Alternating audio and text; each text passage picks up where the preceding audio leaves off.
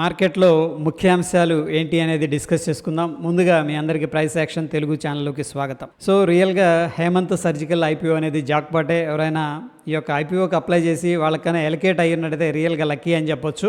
ఎందుకంటున్నానంటే దీని యొక్క బ్యాండ్ ప్రైస్ నిర్ణయించింది ఏంటంటే 85 to 90 రూపీస్. బట్ ప్రస్తుతం ఆ షేరు 190 రూపాయల దగ్గర 180 రూపాయల దగ్గర ట్రేడ్ అవుతుంది. ఆల్మోస్ట్ ఏంటంటే ఇన్వెస్ట్ చేసిన అమౌంట్ 100% అయిపోయింది అనమాట. అంటే 100% రిటర్న్ రావడం జరిగింది. జనరల్గా investor one year 2 years 3 years అలా వెయిట్ చేస్తుంటారు. 1 yearలో 15 to 25% రిటర్న్ అనేది వచ్చిందంటే చాలా హ్యాపీగా ఫీల్ అవుతారు. బట్ ఏంటంటే it's been very multibagger అనుకోవచ్చు ప్రస్తుతం ఈ స్టాక్ గురించి. దాని తర్వాత ఇకిగో లైటనింగ్ ఐపీఓ అనేది రావడం జరుగుతుంది. ప్రస్తుతం ఏంటంటే డే 1లో 100% సబ్స్క్రిప్షన్ అయితే చేసుకున్నారు. సో హోప్ ఏంటంటే మార్కెట్ మొమెంటంలో ఉంది అండ్ ఐపీఓస్ ఇలాంటి సమయాల్లో వస్తే ఒక బూస్టప్ అనమాట. ఓకే, మేబీ జనరల్గా లిస్ట్ అవ్వాల్సిన పర్సంటేజ్ 10 అనుకోండి ప్రీమియం. ఇక్కడ ఏంటంటే 20-30% లిస్టింగ్ కూడా అవుతుంది, ఎందుకంటే మార్కెట్ మొమెంటం కూడా స్ట్రాంగ్గా ఉంది కాబట్టి. సో హోప్ ఏంటంటే ఇకిగో లైట్నింగ్ ఐపీఓ కూడా ఏంటంటే మనకి లిస్టింగ్ గెయిన్స్ ఇస్తుందని చెప్పేసి మనం ఎక్స్పెక్ట్ చేసుకోవచ్చు. Okay, we're not sure again. ఇక నెక్స్ట్ ఇక్కడ ఏంటంటే ప్రీవియస్గా మనం 1 month బ్యాక్ అనేది అబ్జర్వ్ చేస్తే ఎఫ్ఐఎస్ కంటిన్యూస్గా సెల్ చేసుకుంటూ వస్తారు. బట్ ఇప్పుడు ఏంటంటే రీసెంట్గా ఎఫ్ఐఎస్ ఇండియాలో ఇన్వెస్ట్ చేస్తున్నారు. ఎగ్జాక్ట్గా ఇండియాలో ఎందుకు ఇన్వెస్ట్ చేస్తున్నారంటే మల్టిపుల్ రీజన్స్ ఉన్నాయి. మేజర్గా మనం డిస్కస్ చేసుకోవాల్సింది ఏంటంటే యాంటీ చైనా ట్రస్ట్ అనేది ఒకటి క్రియేట్ అయింది. COVID-19 తర్వాత ఏంటంటే చైనా మీద కొద్దిగా ఏంటంటే ట్రస్టింగ్ తగ్గిపోతూ వచ్చింది. దా ఫ్యాక్టర్ అనేది ఇండియాకి హెల్ప్ చేసింది. అట్ ద సేమ్ టైం ఏంటంటే మేక్ ఇన్ ఇండియా ప్రోగ్రామ్ అనేది చాలా బూస్టప్ ఇచ్చింది. ఇండియాలో ఓన్ మ్యానుఫ్యాక్చరింగ్ జరుగుతుంది. దాని తర్వాత ఇక్కడ ఏంటంటే లోన్ గ్రోత్ అనేది చాలా ఎక్కువ ఉందన్నమాట. అంటే లోన్స్ తీసుకునే వాళ్ళు చాలా ఎక్కువ అయ్యారు. సో బ్యాంక్స్కి అనేది చాలా పాజిటివ్ అది. దాని తర్వాత ఏదైతే ఇన్వెస్ట్ చేస్తున్నారో పర్టికులర్ కంపెనీలో ఆ కంపెనీ క్యాపిటల్ అనేది రికవర్ చేసుకోగలుగుతుంది అనమాట ఇండియాలో. దాన్ని కూడా వీళ్ళు అబ్జర్వ్ చేయడం అనేది జరిగింది. ఓవరాల్గా ఏంటంటే ఇక్కడ గోల్డ్మెన్ సాక్స్ నవమారా అనేది చాలా పాజిటివ్గా ఉన్నారు షార్ట్ టర్మ్ కోసం. ఎస్పెషల్లీ గోల్డ్మెన్ సాక్స్ ఏం చెప్తున్నారంటే బ్యాంక్స్ చాలా పాజిటివ్గా ఉంటాయి. దాని తర్వాత ఏంటంటే సిమెంట్ అండ్ కన్స్యూమర్ డ్యూరబుల్స్ అనేది చాలా పాజిటివ్గా ఉంటాయి అని చెప్తుంది.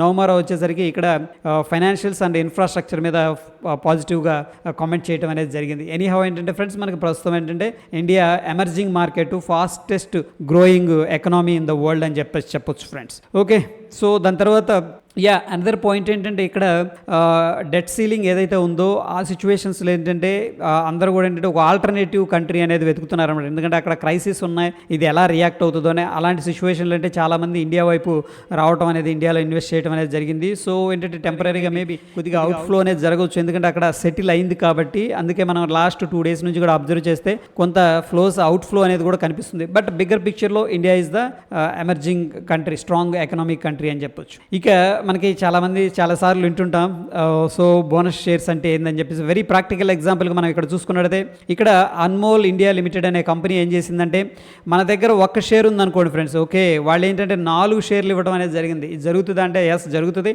విప్రో ఎక్కువగా మనం యూట్యూబ్లో కానీ అలా చూస్తే రిచెస్ట్ అంటే ఇన్వెస్టర్ని రిచ్ చేసిన కంపెనీ విప్రోగా ఎక్కువగా చూపిస్తారు. బట్ విప్రో ప్రైస్ ఎంత ఉంది ఇప్పుడు? 400-500 ఉంది. బట్ ఎలా అయిందంటే వీళ్ళు ఏంటంటే బోనస్ షేర్స్ ఇస్తాడు, దాని తర్వాత డివిడెండ్స్ ఇస్తారు అండ్ ప్రైస్ పెరిగినాక మళ్ళీ హాఫ్ చేస్తారన్నమాట. సో ఆ టైంలో ఏంటంటే మనకి దగ్గర ఉన్న షేర్స్ అనేవి డబుల్ అయిపోతూ ఉంటాయి. ఫర్ ఎగ్జాంపుల్ ఈ కేసులో మనం చూసుకున్నట్టయితే ఎవరైనా ఒక షేర్ ఊరికే అలా కొని వదిలేసినా సరే 4 షేర్లు అయిపోతుంది అనమాట ఇప్పుడు. సో ఎనీహౌ అంటే వీళ్ళు ఆల్ టైమ్ హై దగ్గర ట్రేడ్ అవుతున్నారు.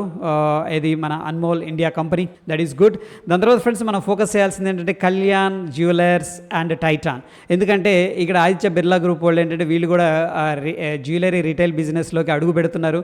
సో డెఫినెట్గా అంటే టఫెస్ట్ కాంపిటీటర్ అవుతారనమాట. సో చూద్దాం అవి ఎలా రియాక్ట్ అవుతాయి అని. అండ్ నెక్స్ట్ ఒకవేళ మనం ఆప్షన్స్ కన్నా ట్రేడ్ చేస్తుంటే ఇది డెఫినెట్గా ఏంటంటే మనకి బిజీగా ఉంటాం ఎవ్రీ వీక్ కూడా, ఎవ్రీ డే కూడా. ఎస్పెషల్లీ మండే మినహాయించి మనకి ట్యూస్డే ఒక ఎక్స్పైరీ ఉంది.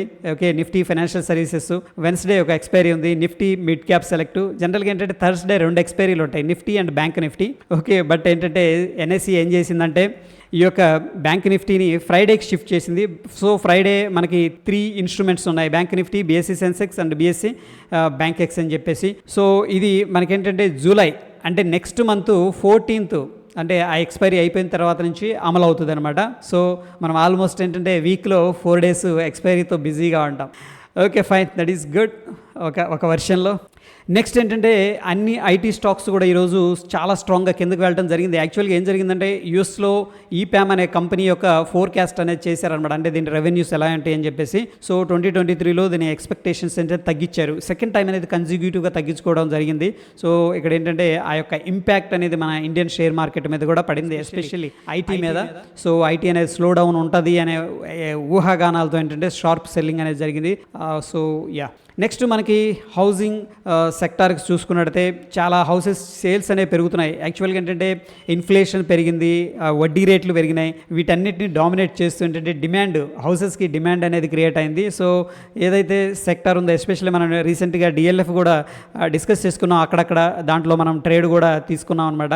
సో ఓవరాల్గా ఏంటంటే రియల్ ఎస్టేట్లో కొంత మొమెంటం అయితే స్టార్ట్ అవుతుంది. బట్ ఏంటంటే ప్రాఫిటబుల్గా ఉన్న కంపెనీస్ ఏమున్నాయి అండ్ వాటిలో మంచి ప్యాటర్న్ ఉంటే వాటి మీద మనం అనేది ఇన్వెస్ట్మెంట్ కూడా చేసుకోవచ్చు. ఇక ఒడిశా సంఘటన మనకు తెలిసిందే, ట్రైన్స్ కొలిజన్ జరిగినాయి. అయితే కవాచ్ అనే ఒక టెక్నాలజీ ఉంటుంది. ఓకే, సో ఇది ప్రొనౌన్సియేషన్ కరెక్టో కాదో నాకు తెలియదు కానీ కవాచ్. ఈ టెక్నాలజీ అనేది యూజ్ చేయడం వల్ల ఏంటంటే ఈ కొలిజన్ సిస్టమ్స్ అనేది తగ్గిపోతాయి అనమాట. అంటే యాంటీ బ్రేక్ సిస్టమ్ ఉంటుంది, ఆటోమేటిక్గా అదే బ్రేక్ వేసేసుకుంటుంది. ప్రాజెక్ట్ అనేది కేఈసీ ఇంటర్నేషనల్ వాళ్ళకి ఇవ్వడం అనేది జరిగింది. సో ఆ యొక్క వర్త్ వచ్చేసరికి 600 crores. డెఫినెట్గా ఏంటంటే కేఈసీ ఇంటర్నేషనల్లో మనం షార్ట్ టర్మ్లో ఒక మొమెంటం అనేది చూసే అవకాశం ఉంది. సో ఈ ఫ్రెండ్స్ మొత్తం మీద అప్డేట్స్. సో ఏమైనా మిస్ అయితే మళ్ళీ టెలిగ్రామ్లో అనేది అప్డేట్ చేస్తాను. మరొక ఎపిసోడ్లో మళ్ళీ కలుసుకుందాం. స్టే ట్యూన్ ఫ్రెండ్స్, ధన్యవాదాలు.